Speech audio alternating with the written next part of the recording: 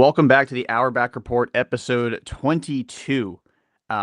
This is a sad one. This is one that's clearly been delayed for several weeks, several reasons. We weren't eager to talk about the end of the Celtics season. That was not our plan heading into the first round of the postseason. But I'm Jordan, joined by Jack and Jamie.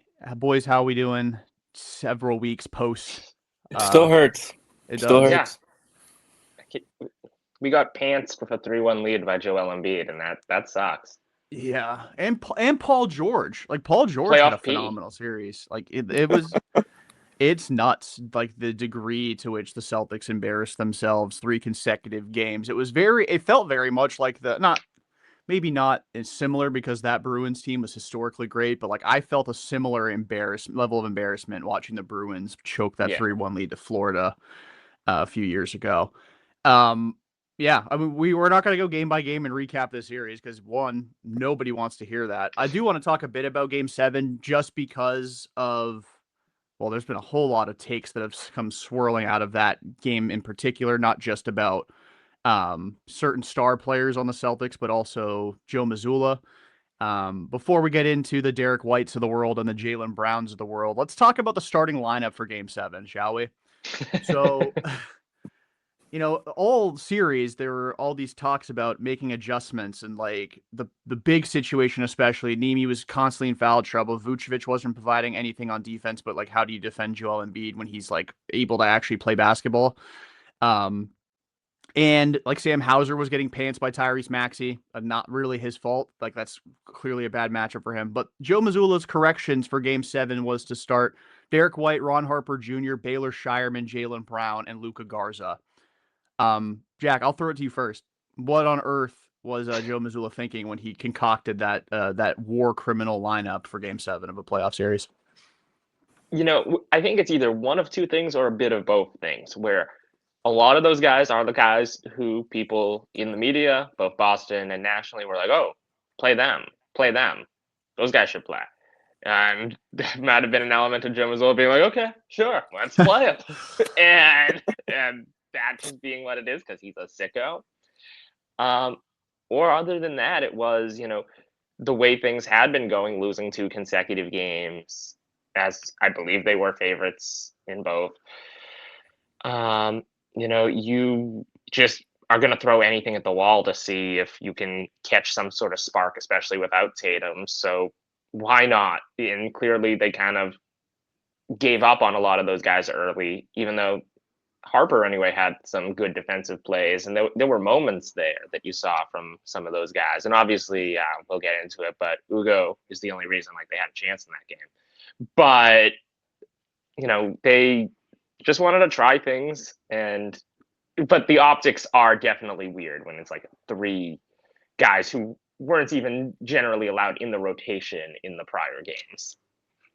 Yeah, not just the fact that they started somebody like Luka Garza, but the fact that Nikola Vucevic was a DNP coach's decision when I actually thought he was the best big in the series for the Celtics. Not because, again, he was giving you nothing defensively. One, you knew he was giving you nothing defensively when you traded for him because he's Nikola Vucevic. Two, the way your offense had been going, you were very much kind of fighting it, scoring the ball consistently. And with no Tatum, I feel like you kind of need the offense. So if you want to pull the plug on a big, if you wanted to like dramatically reduce Nemi's minutes and get a little bit more Garza in there, I mean, you were already kind of throwing Nemi out there for 20 minutes a night anyway because of the fouls. But like start Vooch, or even if you wanted to start Garza, but like still have all 3 bigs in the rotation because you needed the offense that Vucevic could provide because he could. As inconsistent as he was the only big that I really felt comfortable with being able to maybe knock down a few threes and get a couple of boards. Luka Garza I can only trust to get offensive rebounds. And when he missed his first couple of shots in Game 7, I'm like, yeah, this thing is not going to be a success. This is not going to be a success story of a lineup. They're going to have to drag themselves out of a nasty hole. Jamie, what were your thoughts on the starting lineup going into Game 7? I feel like that was just Joe trying to be psycho and seeing it's Game 7. We've kind of dropped the last 2. We need a spark. And like, kind of like Jack said, optics aren't good, but I feel like he kind of was trying to show stuff against the wall and like hope maybe we surprise the Sixers and these guys ball out and I look like a genius. But if they hadn't, blown a 3-1 lead, they wouldn't have been in that, in that situation in the first place. But I feel like it was just kind of a sum of everything in that series coming to an end. That like we're gonna try to spark something, doesn't work, and it's gonna be a disappointing ending, which is exactly what happened.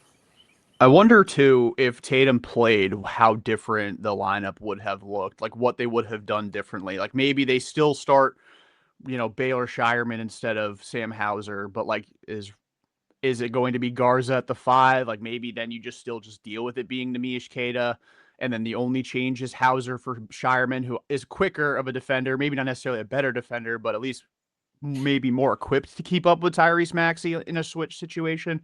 But yeah, well, not a huge fan of the starting lineup. To me, from Jump Street, felt like an overcorrection that I was willing to, because of like the Orlando game, I was willing to be like, well, maybe, and but no, that definitely did not work. But I guess we kind of danced around the elephant in the room that Jason Tatum did not play in Game 7 because of what was it again? Outside of the left knee soreness Yeah. or tightness or whatever it was, stiffness. That was the word they used to describe it. Um, which led to just an entourage of just insane takes about Jason Tatum's willingness to play basketball, as if he didn't just have a historic recovery timetable on a torn Achilles. Um, that was killing him to not play Game 7. Every time the camera panned to him on the bench, he was miserable. Granted, they were down for most of the game. I don't know why he'd be happy about it, but he did not look happy at any point. Like, even I know Noah Dalzell of CLNS posted a video of like Derek White hitting a 3 and like Tatum's reaction on the bench, and he just like punched the chair a couple times, and that was like the only emotion I saw from Jason Tatum in Game 7 at all. But yeah, Jamie, is he soft? What do you think? Those takes, like you said, like this dude just came back from injury faster than anyone expected. Those takes were crazy. Like he obviously would have been out there if he could, you know. And I feel like if anyone else had that injury, they would probably maybe not even be playing as much as he did beforehand. So I feel like that's just people trying to complain about something. Like obviously you want him playing Game 7, but he already proved his desire by coming back from that injury quicker than anyone thought. So that was just like craziness. I feel like Celtics fans looking to be pissed, and you're obviously gonna throw it at him with it, the circumstance with how the season ended. Felt like a save him from himself situation. I Yeah. don't think Tatum declared himself out. I think the Celtics declared Tatum out and figured they probably shouldn't need him to dispatch that Philly team in Game 7, but alas, they were incorrect. Jack, Do you think Tatum's soft? Do you think he should have played Game 7? I mean, not even necessarily like on the Tatum side of things. Do you think the Celtics should have let him play Game 7?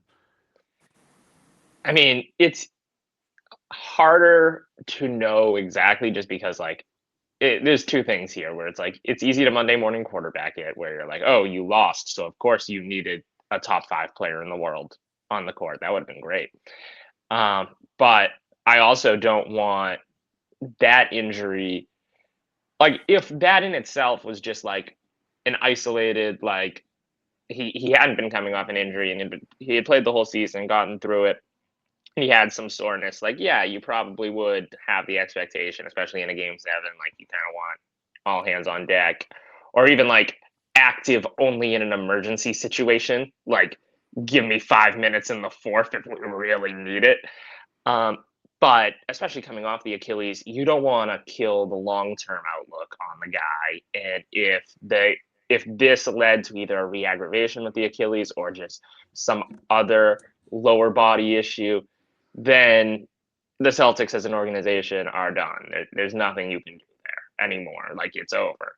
So you can't take that risk. And you should have beat Philadelphia even without him because the Celtics without him won more games than the 76ers this year. Like it's not like yeah, if you got to game 7 of the NBA finals against San Antonio or Oklahoma City, like yeah, you really were going to need all hands on deck because those teams are better than you. You're a better team than the Sixers. This just reflects on the performance of the guys out there. And the Sixers played well, and they really did take that series. It's not like the Celtics just completely laid down and died, but still, they didn't play to their talent level or to the ability they showed throughout the season. Yeah, and I think too, like the concerns we had about this team going into the series, it felt like we wouldn't really rear its ugly head until we got into round 2 against the Knicks, or even the conference finals, whether it be against Detroit or, well, I guess Cleveland in this case, because that's who won that series. But Derek White had a horrible series. He had a couple of moments. There were a couple games where he was a little bit more efficient than others on very reduced shot attempts, but he did not have a good series. Thus begs the question. Now we'll get into the kind of the actual obituary of the season. We've talked about game 7 for 10 minutes. That hurt a lot. Um, did we watch Derek White's last game as a Boston Celtic? That's kind of the question that I have going into the offseason, because I feel like there's a big move that's coming.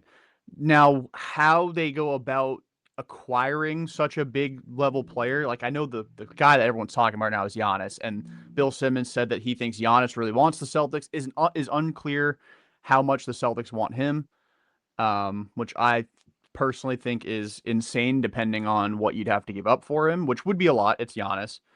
Um, but like you got to make money work to acquire players. You're going to probably have to give up a fairly high priced player, and that's either Jaylen Brown or Derek White, because it's not going to be Jason Tatum. I'll throw it to you first, Jamie. Is Derek White a Boston Celtic when we have media day in what, 3 months from now, 4 months from now? Is I Derek White think still a Boston Celtic? I don't think so. So I feel like we've talked about this year.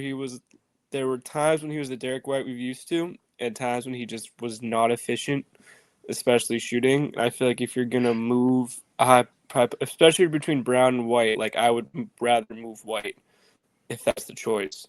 Um, so I think he's the most likely to go because I think he can still provide some value. I don't think he's the player he was when he first came to Boston, but I feel like if you package him in the right deal, you could get someone to bite on that contract. And like you said, to get like a big time player just to clear salary, you're going to kind of need to do that. And I would much rather trade White than give up Jalen if that's the scenario that they're kind of presented with, or that's kind of how they have to look at upgrading this team. I wonder what team out there would be. I don't want to say stupid enough, because that sounds very mean, but like Derek White's clearly not the same kind of player. I mean, he was just all defensive first team, so maybe I should not be as mean to him. But like offensively, very much not the same player he was a couple of years ago. Maybe that's just a level of like he was so good for a couple years that this year he just kind of reverted to the mean.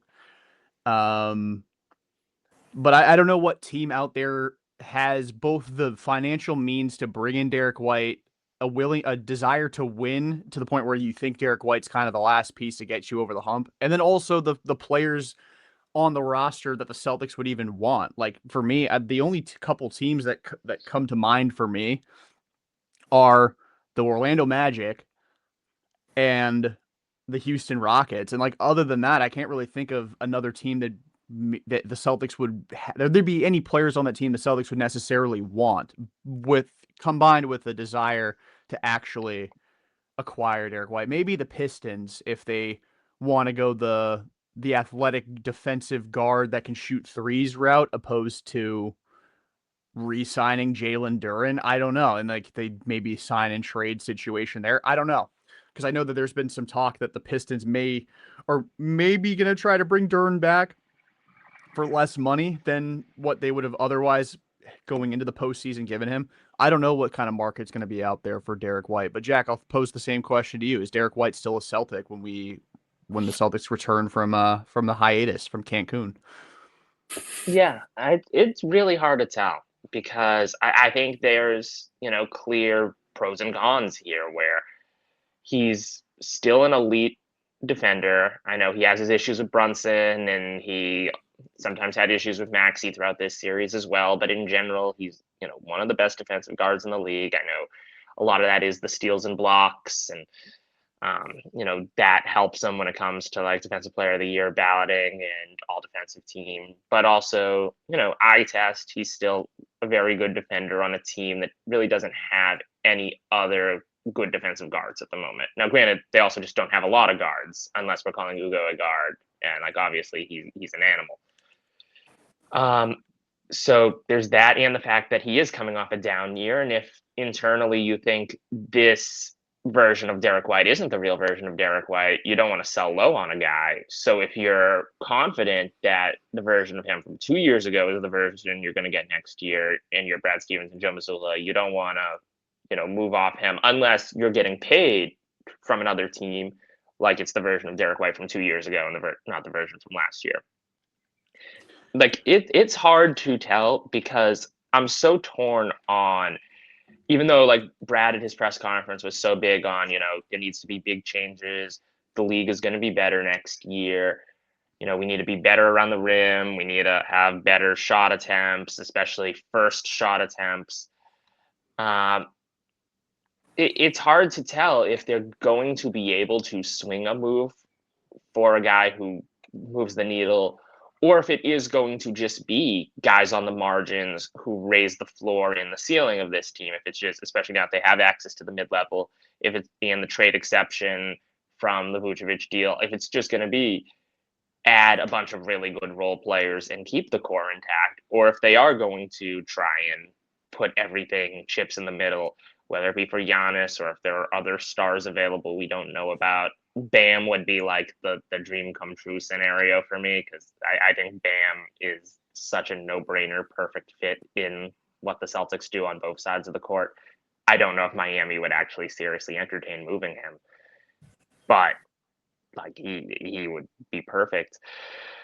But I think, gun to my head, I think it's like 60% D White is on the Celtics, 40% he is not. Which I think is pretty. I mean, like it's a hypothetical percentage, but I think that's fairly high in the camp of him not being here, given Yeah. the level of importance he has to the team. And I'm looking at the free agent center position. Like it's like we're talking about a potential, Brad dipping back into his old bag of tricks and reacquiring centers that once played for the Celtics. Because I mean, you could bring back Vucevic. That's always an option. But given the fact they just pulled the plug on him in Game 7, my guess is there's Yeah. going to be no interest in bringing him back. Nor will there be interest in him to return. I wouldn't want to go back to a team that just pulled the plug on me in Game 7. Then there's Robert Williams. Then there's Mo Wagner. Like that's basically the big pool for unrestricted free agents. Mitchell Robinson's a UFA. They wanted to go that route and get, he's definitely, among the better rebounding bigs, better rim protecting bigs in the league. Now, again, you have to deal with 30% free throws, and he probably is going effectively a lifer with the Knicks as it is. But that's another option as far as bigs go. Then you could go back, you could go and bring back Dwight Powell after 15 years of him being a Dallas Maverick. And then we're talking like Jock Landale, Drew Eubanks, Xavier Tillman could come back. You got DeAndre Jordan at 800 years old, and the world's best human being, Jackson Hayes. Just not a great. You could bring back Charles Bassey. He made $14,000 this year in the NBA and finished his season with the Warriors, but he was at one point on the Celtics. And yeah, that's just free agents. You can obviously look to the trade market, which they probably would have to do anyway. I think there's probably an element of financial, you know, uh, you know, I think that Chisholm wants to endear himself to the fan base by putting together a really good team and spending some money, but I don't think he wants to just like do it from this current position. I do think there's an element of cutting salary before adding more salary. So I do think somebody making some money is gone. Now, is it to the degree of Derek White? I know that it's more debatable with White and even Jalen. There's some, talk about maybe him being available as well, especially if Giannis is on the table. But I do think Sam Hauser is as good as done as a Boston Celtic. I think that it's kind of run its course. I think guys like Sam Hauser are very much like he can find those guys kind of anywhere. Maybe not as good as Sam, but like I think you got a couple dudes on your team currently that can, take his minutes pretty easily and maybe not give you the same style of production, but like I don't think Baylor Shireman and Sam Hauser's role would be much worse in 2027 or 26, 27. Jordan Walsh to the same degree, if he can get a little bit more consistent on his jump shot, I think he could be just as good, if not better than Sam Hauser from an output standpoint. Even if it doesn't look the same, but I do think Sam's done with the Celtics. I think he was probably one of the most traded players on the team when we were talking about this team being a potential seller at the deadline when the season had begun. And obviously they were way too good to do that. But I think Sam's gone for sure. Jack, what do you think? I lean towards yes. There is always a chance. He's been traded so many times throughout his career, hypothetically. Like he's very much a Yankees trade package of prospects no one wants. He's Spencer Jones, or he's Miguel you know, Andujar. yeah, Andujar or Frazier. Like I've been hearing Sam Hauser's as good as gone, going back to pretty much right after he signed the extension, and he's lingered. And we've talked about it a million times. He's a guy where overall the efficiency ends up looking really, really good. However, there's not a ton of consistency in terms of that efficiency, where it's like, yeah, he ends up shooting over 40% from three each year, but on a game to game level, he never shoots 40% from three. He's shooting 12% or 90%, and then you meet in the middle at 40. And it's like, is that level of inconsistency, especially on a team that volume shoots threes the way the Celtics do, actually a, meaningful, successful thing? And you just have a million young guards. And I think they are invested in Harper. And then you have Gonzalez, you have Shireman, you have Walsh, you have a whole lot of guys who play the same position, are cheaper. So I think definitely I would expect Hauser to be gone, but like, would I be absolutely shocked if he's on the team at the start of the year? No, because I've been surprised that he's on the team at the start of the year in the past, and he's been there. So I wouldn't be surprised if he's still here, but my expectation is he's gone.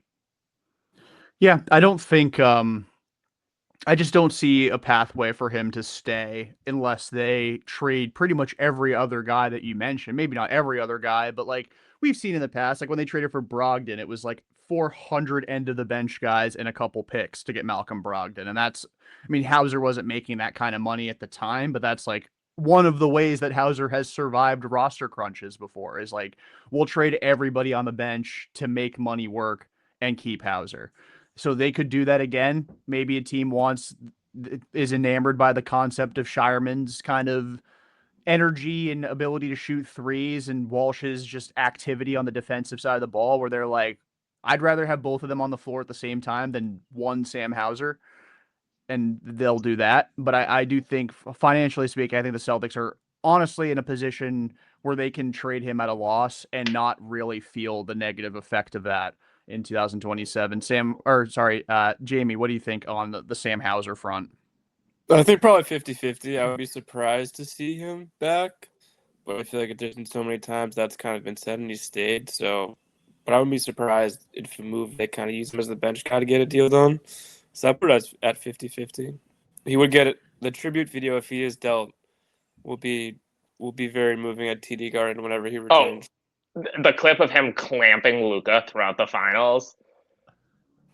Sam's had a really good career. Like for as Jackie mentioned, super inconsistent as far as like he's the the 3 and D. He's the backup version of like Jay Crowder, where it's like Jay averaged 14, but it was either like 22 or 7. He never gave you 14. Sam is like, I will be 8 of 12 from 3 or 1 of 9, and there's no in between there. But he's had so many positive moments, even in some of his worst games. Like I mentioned, I think 1 for 9 specifically against Brooklyn, not last year or not this past season, not this season, but last year. He had a game where he was like 0 of 8 from 3 and like 1 of 12 from the game, and then hit the game winning 3 or a go ahead 3 in the last like 30 seconds against Brooklyn. Now, granted, it's a crappy team, but like just speaks to Sam Hauser's ability to, come up in big moments. He played really well in the finals a couple of years ago. It would suck to see him go. I was a big Sam Hauser guy when they brought him in as a UVA fan. And I've always been one to defend him as a defender because you don't play for Tony Bennett if you can't guard.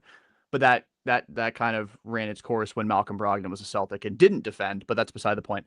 Um, yeah, I'd be surprised to see him stick around as well. Are the Celtics in a position where they can actually like spend money on the free agent market, or is it just those like MLE league minimum? That's the only way they can Yeah, add people. it's That's yeah, very it's sad. the mid level. Which granted, they haven't had access to the mid level in like 5 years at this point.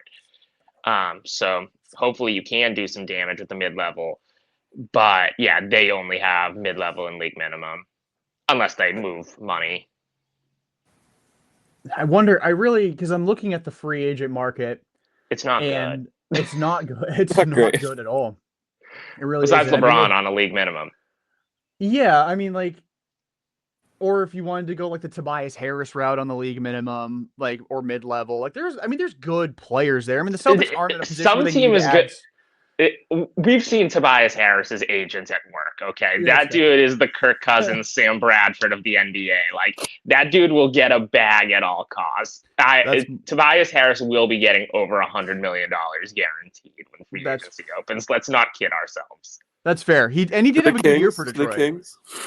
Oh, that is such a Kings move. That is such a Kings move. Or Bulls. They don't have any forwards, so maybe the Bulls would bring in Tobias Harris. Um, but I think there's some interesting names, at least on the free agent market, where I think the Celtics can get creative. Like again, going down the rabbit hole of bringing back guys that once played for the Celtics, guys that could fit into the MLE. I think are some guys like Kristaps Porzingis, or if they wanted to bring Horford back for the 700th time, or Kelly Olynyk, like guys like that. Or Marcus Smart. Or Marcus Smart. Yeah, Marcus Smart. If they wanted to get creative, especially if they're going to trade Derek White, they're going to need some backcourt defense. Marcus Smart definitely fits that mold. Is that the offseason? Tillman and Smart are the upgrades? You run it back? they never crossed paths as Celtics. That would be a very emotional encounter if somebody can capture it on video. Can we get a joint press conference of the return of Marcus Smart and Xavier Tillman, please? It would be very much. It would give me the same kind of like emotional response as when Kyrie and Gordon Hayward were introduced together. Hopefully, it doesn't have the same omen, but like, it was very emotional for 16-year-old Jordan to see those two introduced at the same time. I do wonder about LeBron's free agent market, though. I do like. There's no way he's retiring, right? No.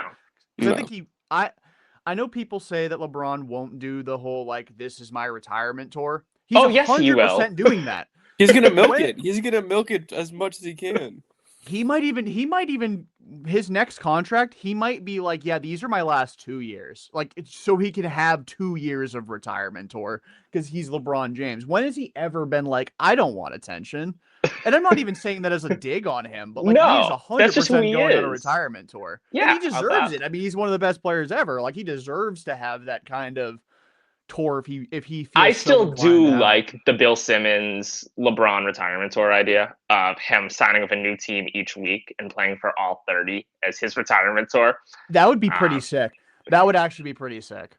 He needs to start though with the Kings and the Bulls, so he gets like the shit out of the way first. Yeah, so that way he ends the season on a good team and can win the well, yeah, that's finals. exactly what Simmons said. Like, yeah, the last one is like a true contender where he'll play minutes and then you just ride it out after he had played for all 30 teams and he gets a guaranteed ring out of it no matter what. Yeah, that's fair. Oh yeah, that's a good point. So he doesn't even have to start. But I know knowing him, like he'll want to be in that finals for sure. Just imagine that though. Every week it's new ESPN notification. LeBron has signed with. That would be very entertaining. Like I would respect it. I have been very much stubborn about saying Michael Jordan's the greatest player of all time. Like I only conceded it once LeBron became the all-time leading scorer, which like we knew he was going to do for about 5 years, that it was eventually going to happen. But I'm like, until it happens, it's Michael Jordan, bro. I'm sorry. I'm at the point though with LeBron where like I've hated him for so long. The concept of him even like possibly being a Celtic has me like so conflicted because I do honestly think that there is a non-zero chance that his next team is the Boston Celtics. I do. And I'm not like that, maybe that's delusional, but I do say a part of me. I'm not saying it's a significant part Imagine of it's me, him and Kyrie. oh my god. Now that's a joint press conference that needs to happen. LeBron going to Dallas and finishing his career with Cooper Flag and Kyrie Irving, kind of like passing the torch to Cooper Flag while also finishing his career with Kyrie Irving, I think would actually low-key be a pretty nice story. I don't think the Mavericks would go anywhere, but although the concept of like the prospect of playing in LeBron's last season would probably get a lot of veterans to be like, I'll sign for the league minimum for 1 There year. was some smoke going into this season. I don't know if you remember it, that Dallas was in play, especially even after the trade because of AD and Kyrie at the time, both of whom had been, teammates of LeBron previously.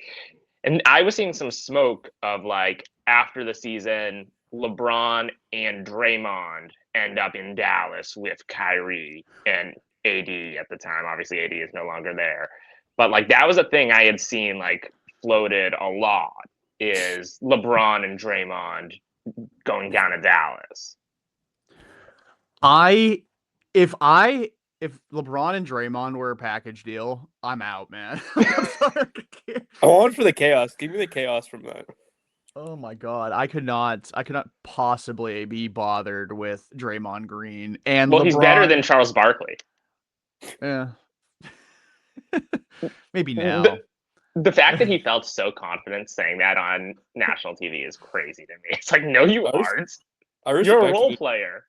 based Yeah. off how wrong he was. And you're a Hall of Fame role player, like no questions asked. But like, come on, Charles Barkley Like was the so best Steve player on the Kerr. teams that got to the finals.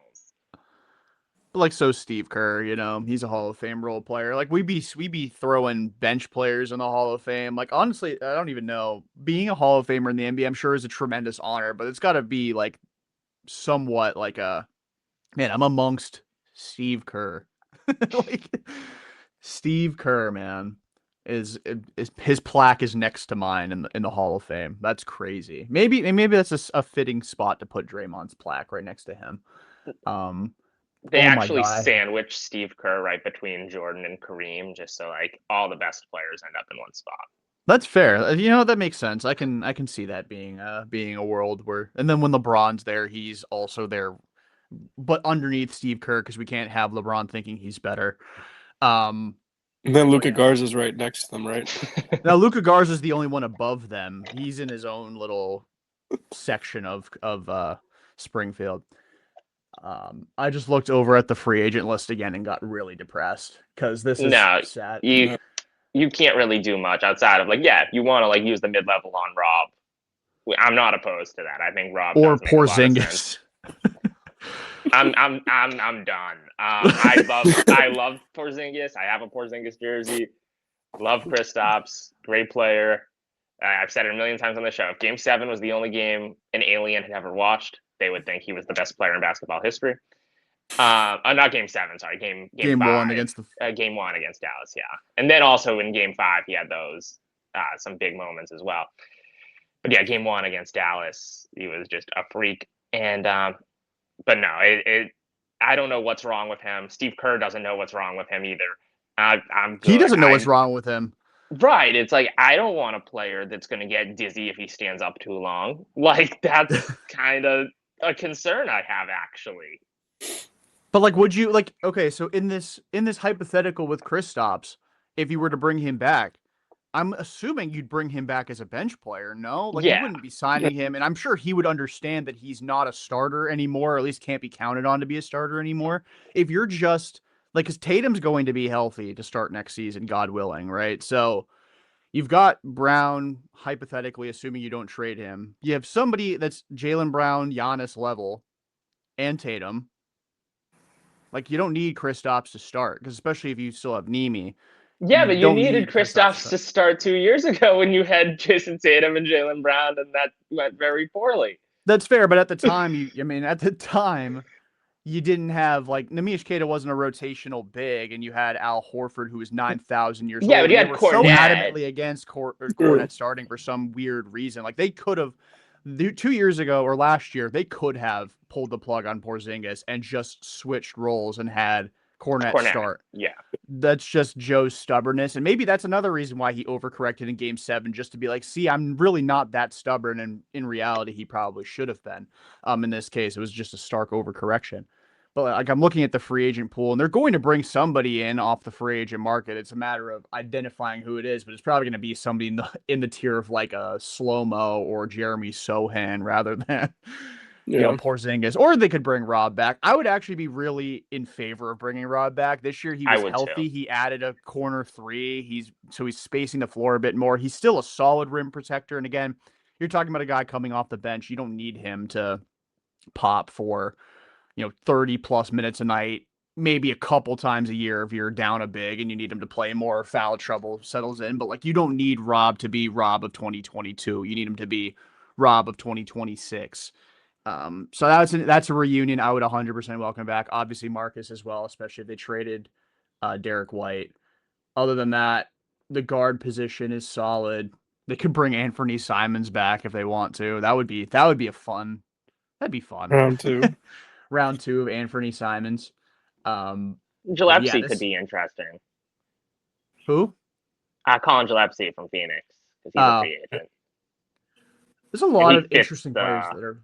like Celtics shoot threes, and he's not like a great defender or anything, but he's passable enough and tall enough to where like he won't get exposed. Like I don't know what the market's going to be on with him, but like he's a guy who stood out to me on the list of like he feels like he'd be a good Celtic. I mean, there's a decent amount of guards that could be in play for Boston if they were to trade somebody like Derek White, because I don't think they need to add a guard if they keep Derek, because they have so many that could figure into the mix at some point, whether it be Ugo. You could play Baylor as a big guard. You could play Jordan Walsh as a freak athlete that's like 6'8", but playing in the 2 for whatever reason in some lineups. But I think, like, looking at the free agent pool, if you wanted to get more shooting, like Kevin Huerter's a free agent, Tim Hardaway Jr. is a free agent, Aaron Holiday's a free agent, Quentin Grimes is a free agent. That dude just assassinated you in the playoffs as well. So I mean, 2 years in a row, right? Because he was on the Knicks 2 years ago. So like there are options there. It's just a matter of how can the Celtics make that work financially, and do players want to come play for the Celtics? Do they believe that a team led by Tatum and Brown, with whether they're manufactured or actually real, some sort of like power struggle of just deciding who's going to be the number one on any given night, or who it's going to be on a consistent basis, if players actually want to deal with that. But be that as it may, we can move forward. Um, I don't know what else. What else is there to discuss regarding this team that we may have missed? I mean, I know that we were talking when Jack and I were talking about this on Pesky a couple weeks ago. We were like, this episode's gonna be like 3 hours long. Now we're 37 minutes in. It's like, what else is there to discuss? Yam Madar is back in college. So is RJ Lewis, right? Yeah, so LSU. at the same school. Yeah, So like both former Celtics going to LSU. The Celtics to LSU pipeline. Who else can come out? Who else can make a second run in college ball? Well, I mean, Kristaps never played college ball. Maybe Imagine he goes to like Duke for a year. 31-year-old Kristaps Porzingis, 9 years in the league, NBA champ, goes to LSU as well. He's taking like pottery 101 on the side. Yeah. Hey, maybe Paul Pierce could go back to college because he still can dunk at 50. Yeah. Hey, As a teacher though, he's not a student. He's teaching and then playing. Yeah. I think what they call those grad years of eligibility. yeah. Kevin Garnett never attended college. He could go back. I still think LeBron should do 1 year in college basketball, just so nobody can say he never played college ball. I still think if that's the thing that can actually happen, it doesn't have to be right after he retires, but at 47, can LeBron give you 1 year at some, at Akron, at the University of Akron? What if we go like LeBron, KG, and Pierce at St. Mary's? All the way back in high school? St. Mary's College. St. Mary's wins a natty because those three are leading the way next year. Well, where's LeBron's other kid going to school? Bryce, where's he going to school? Is he even that age? I feel like he's been like on the cusp of college ball for like 9 years now. He's like the Perry Ellis of high school. I feel like Bryce James has been like college bound since like 2013. Yeah, he's committed to Arizona. LeBron to Arizona? He gets to play with both of his kids before he retires? Does Bryant Jr. still have a year? Can he also go back to Arizona? I think Bronny's actually starting to turn into like a somewhat decent NBA player. I don't think he'd be interested in going back to college at this point, right? As opposed to that overrated bum LeBron who needs to crawl back to college. Yeah, he needs to go and prove himself at that level because he never did. Who knows? Maybe could you imagine LeBron went back to college or went to college for a year of eligibility and sucked? Averages like 5 points a game. He's shooting like 20% from three, which is a shorter Averaging Bronny three. numbers. Yeah, he's averaging his son's numbers, but like his rookie His year son at numbers. USC numbers, yeah. Oh yeah, where he was like very bad. Yeah, you're right. Are we Hopefully he putting doesn't like have to- Glenn Davis, since he's been a popular pod topic? Is Glenn Davis going back to college, or we just? He might have to. Might be his only pathway to like having a life after prison because he does not make good decisions. And I have no idea what's going on in Glenn Davis's world other than he was in prison and got kicked out of those courtside seats that one time while he was on camera. Man, the Celtics really have a nice history of just characters that have come through this organization, huh? Keeps it interesting. Yeah, keeps us on our toes. Who's the next? Nah, the answer's obvious. It's Joe Mazzulla. Who's the next? Who's the next Celtic that goes like after their career with Boston's done and does something ridiculous? It's 100% Joe. He's probably already plotting stuff. A heist. Yeah, I still town. haven't gotten the chance to market the town sequel to him because I really do think he'd invest in it. He'd be the only one budgeting this movie. It would be robbing all the teams that the Red Sox lost to in the World Series between 2008 or 1918 and 2004 and robbing that museum or wherever Hall of Fame of the World Series trophy. It'd be the most serious script of all time. Yeah, I honestly think that would probably win awards, depending on casting, obviously. Yeah. I think Joe Mazzulla would want to star in it, though. And I don't know if he's a good actor. There's only one way to find out. Yeah, Sure. I gotta find a way to market this to him. He'd probably hate it because he'd be like, "You're trying too hard, brother." I'm like, "I know, but I've been talking about this for months." Like you have one option. I show up to him with a storyboard. He's like, "Oh my god, you suck as a human being. Please get out of my face." Security. Just put the town on in the background so he feels comfortable, and then he might hear it. Oh, I'm like luring him. This is bad. This is becoming criminal. The start of the town 2 is kidnapping Joe Mazzulla by playing the town.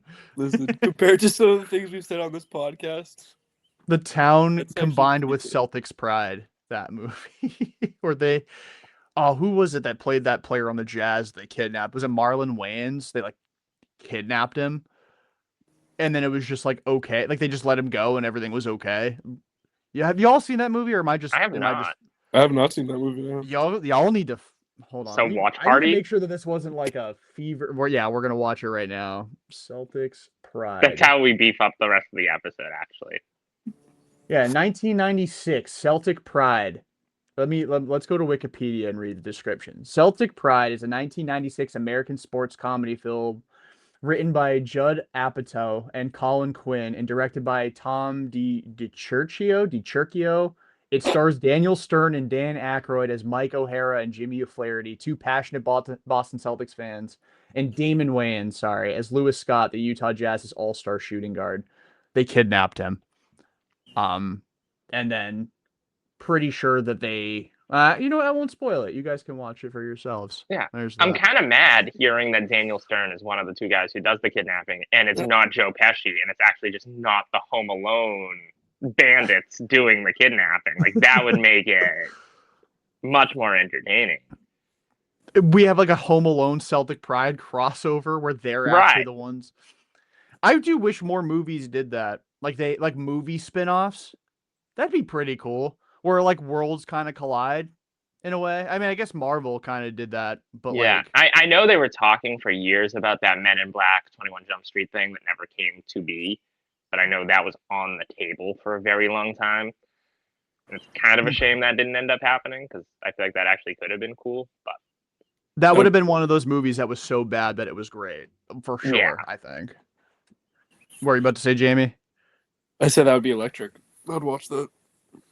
Yeah, because they floated after, was it 22 Jump Street? Yeah. That there was like 700,000 other Jump Street like plots that they had thrown in at the end, and just nothing since.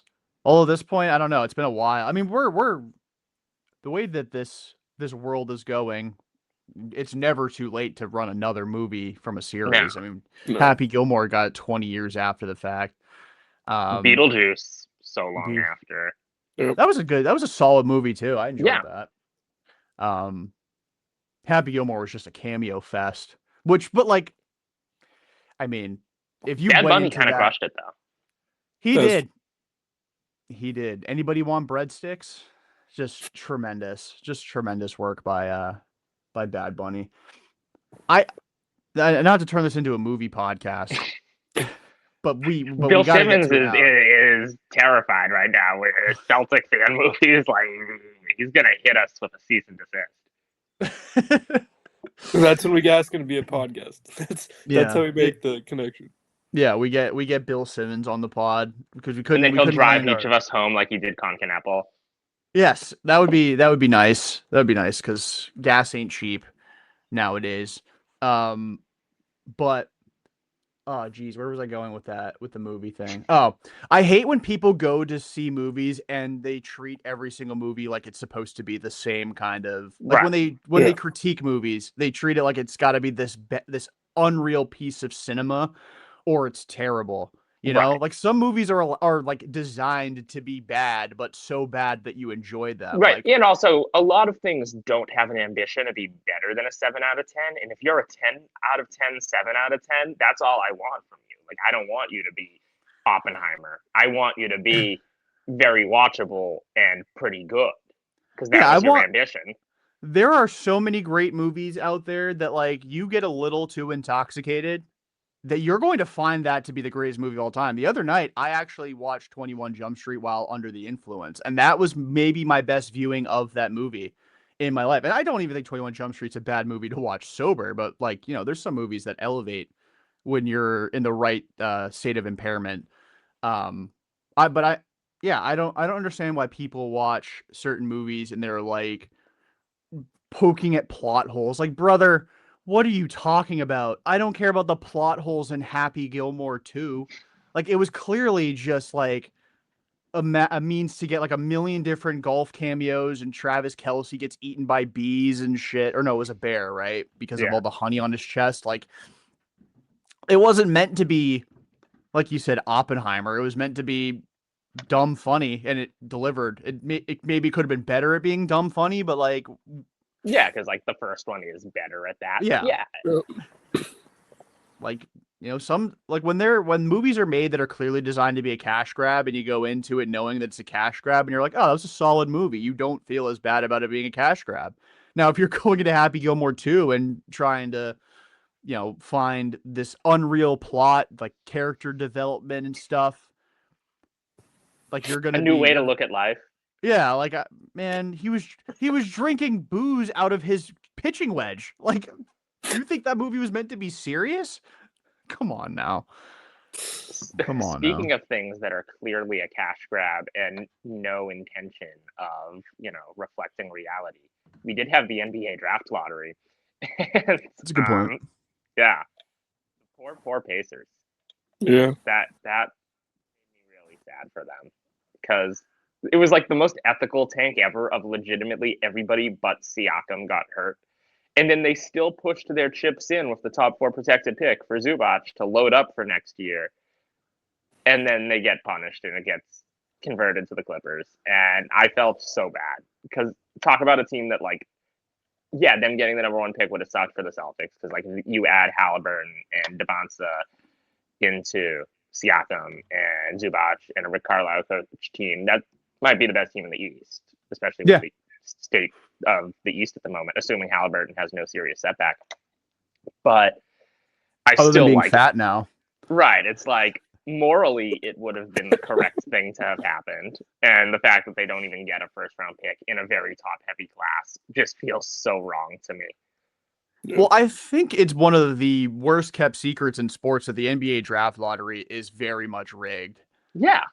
Like, there's no way in hell, like, all this talk about, like, oh, you can't be, like, anti-tanking rules, you can't be a conference finals team one year and then the next year be a top, get the top pick. And then suddenly the Pacers, who just went to game 7 of the finals, deal with all their injuries. And they operated in such an ethical way to get, like you said, it was like the most ethical tank of all time. They're like, we have nothing going on this year, but we're going to load up for next year. We're going to get Zubats in the building. We're not going to trade Siakam. We're going to have Halliburton coming back. And we made this contingency in our draft pick because of how top heavy this draft is, and we get boned out of it, which sucks. I mean, granted, like for the Clippers, it's not like they're gonna get like a star at 5. I mean, maybe they do. I don't want to act like guys don't fall out of the first 4 picks in top heavy drafts and end up being great all the time anyway.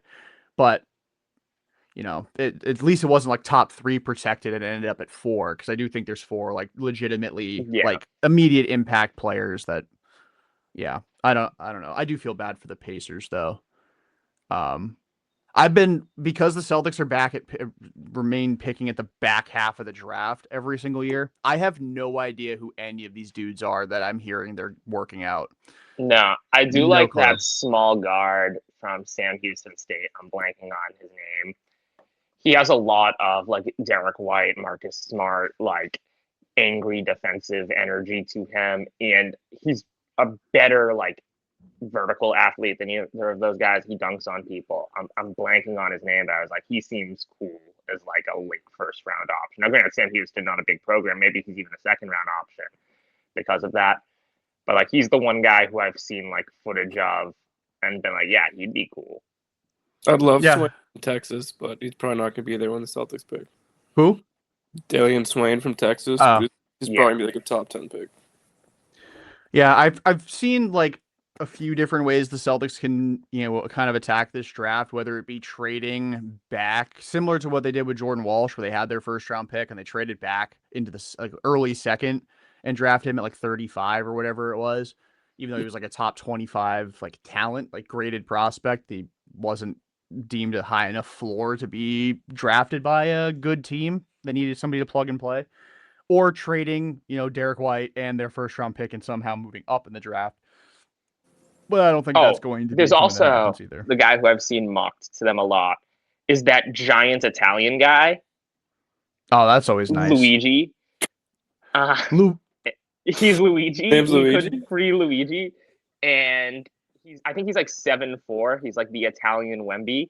And can we like sign him right now? He's somehow like considered a late first round pick, which means he's definitely not the Italian Wemby, even though people call him that. Because if he was, he'd be going number 1. But still, 7'4" Italian man who is allegedly skilled as well. Yeah, that'll play. Allegedly. Well, I haven't watched enough Luigi to confirm. But yeah, I've only seen that one video. Like, he would definitely move into my top 2 Luigis. Yeah. Maybe top 3. I mean, Gigi Datome, or is he? Yeah. Even though he's Luigi, does he count as Gigi? No, he counts in your book. He counts. I think he's a legit Luigi. Okay. Yeah. And there's obviously Mario's brother is a good one. Yeah. He counts for sure. He had a mansion. Yeah. Clearly was doing well with himself, or well for himself. Luigi's Pizza in Revere, very good spot. 10 out of 10? Like, what's the rating? I'd say it's a 9. I think Luigi's is a top tier pizza, especially for like North Shore out of Boston. I think it's probably like the best. Huh. In terms of like we give an advertising to local businesses. This is tremendous. Free advertising. For those watching, if you're close to Revere, go to Luigi's and let them know who sent you. It won't. Nothing will come of it, but let them know. Tell them about the Auerbach report. You get a free small cheese pizza. No, don't start making deals for them.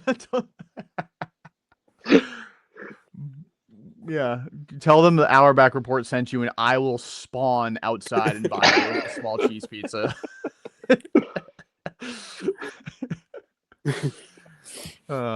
Man. Yeah, I wonder how many times we're going to fall into the trap similar to like Josh Allen in the NFL, where we see like talented quarterbacks that are like freak specimens that have cannons for an arm but don't have like any sort of idea of where it's going when they throw it. Cough, Trey Lance, cough, Anthony Richardson with Wemby. Will Levis. Yeah, Will Levis. It's just like we're gonna see a bunch of these like oversized guys that are like a little bit too skilled to just be like down on the block, and everyone's gonna start drafting them way too high Yeah. under the expectation that they are going to develop into Victor Wembanyama, which is just insane. But like we see it in other sports, so it's not like it's Oh, necessarily totally. No, not I a say thing. I say to my friends all the time, Josh Allen working is the worst thing that ever happened to the NFL draft because Josh Allen like shouldn't have worked out realistically with like how bad he was at Wyoming. In his first 2 years in the league, he wasn't good, and then He was now he's an terrible. MVP level player, and so everything's like we can do that. But it's like it was you got the 1 in a million outcome there. You didn't get something that's replicatable. Yeah, you got a dude who, I mean, like maybe was just misplaced in college, and if he was at like a better program, probably could have worked out some of the kinks. But like again, yeah, you're talking about a 90 or 100th percentile outcome that is not going to happen in, well, 99% of cases, that you get the absolute best out of a player that just isn't. Like I would argue the Celtics have gotten probably like 90th percentile production out of Jordan Walsh because he's a guy who doesn't really have an outside shot, didn't coming Yeah, into the league, but was a freak defender, and they were able to get him this year good enough at shooting where you really could feel the benefit of his defense out there. And that's basically where a lot of these guys are going to fall in like best case scenarios. So if you draft a dude 7'4" at 30 who can maybe shoot a little bit from outside, like he might be, an eighth man at some point. Like that's, I yeah, mean, again, you're drafting him at the back end of the first round for a reason. Those guys are typically not star caliber players. Not very often you get Jimmy Butler at 30, yeah. or even Draymond at what 19, I think he went. Like it just doesn't happen. Or Or Jokic in the Jokic second had round. Taco Bell commercial. Yeah, Jokic at like 45. Like that just doesn't happen. It's not baseball where there's so many other wild cards at play when it comes to, well, just Yeah, playoffs. There's or so even many the more wild NFL as cards, well. but yeah, or the NFL where you can stash guys on the practice squad, which I guess is somewhat similar to the G League, or just draft and really only put in positions to succeed, like sticking wide receivers in the slot exclusively Yeah, Julian because if you put Edelman. them, I mean, that's a yeah, guy who was a college quarterback and seventh round pick, and one of the best players in Patriots franchise history. It's like it yeah. happens. It's very common in this. Obviously, Tom Brady 199. It's like shit happens in that sport. Yeah, but you don't go into the draft expecting to find that player. I don't know. No, I don't. It's tough to. It's really tough to kind of put to words though what the Celtics need to get better at going into next year too. Like Brad talked about how they need to get better at the rim. They need to take better first shots. But like how do you do that without completely like overhauling what Joe Mazzulla likes on offense? They love shooting threes. Luigi. Yeah, Luigi, 7'4", Italian Wemby. Is that Can you is that imagine how is that the cool that play? would be if he actually like is that good, or even if he isn't, because at least like it would sell jerseys. He would, and it would be.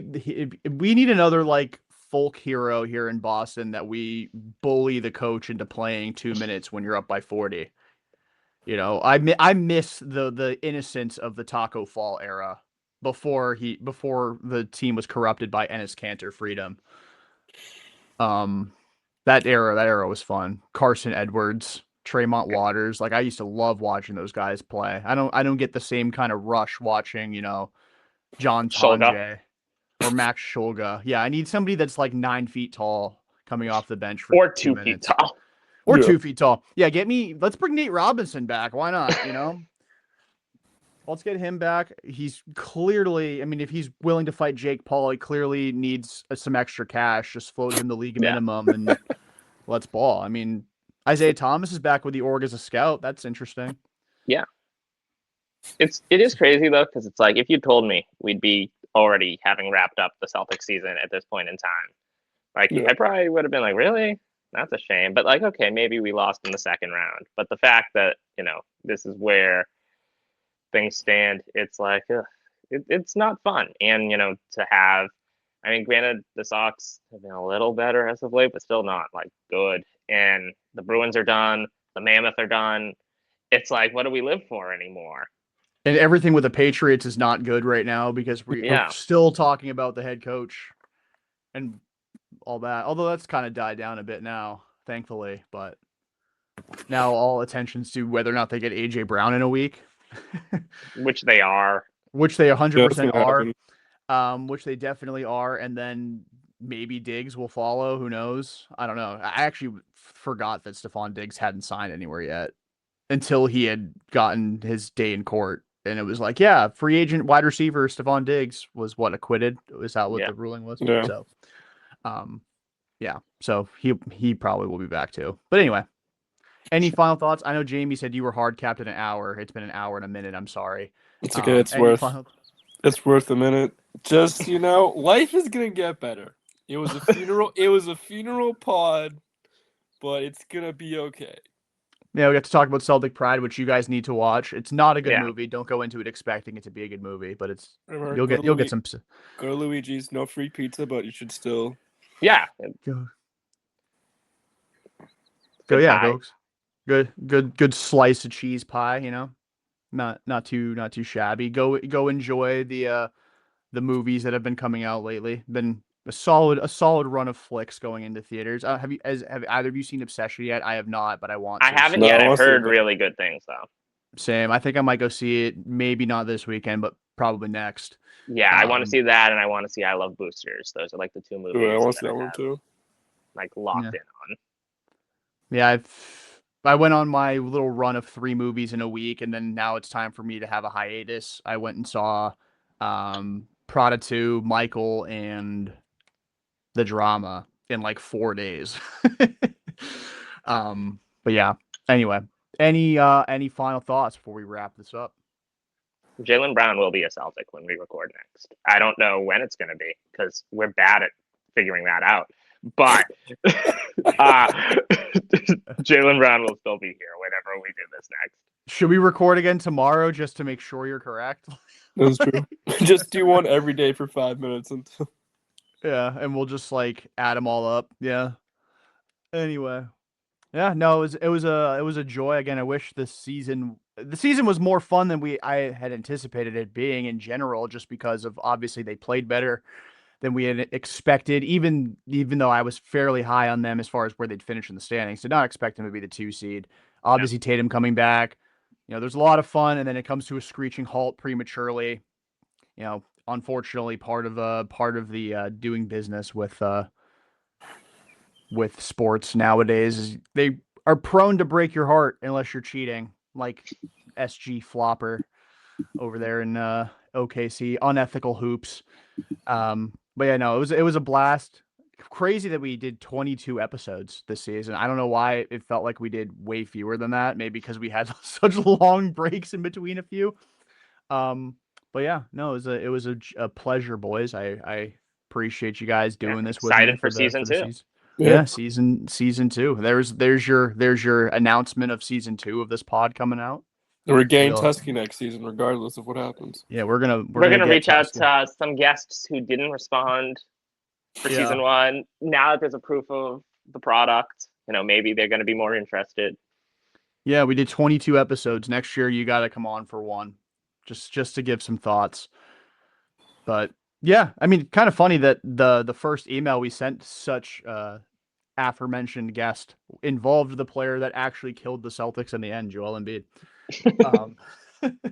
But anyway, that'll do it for this episode and this season for the Hour Back Report. Again, episode 22 for Jack and Jamie. I'm Jordan. Until next time, peace out and go Seas. We did it.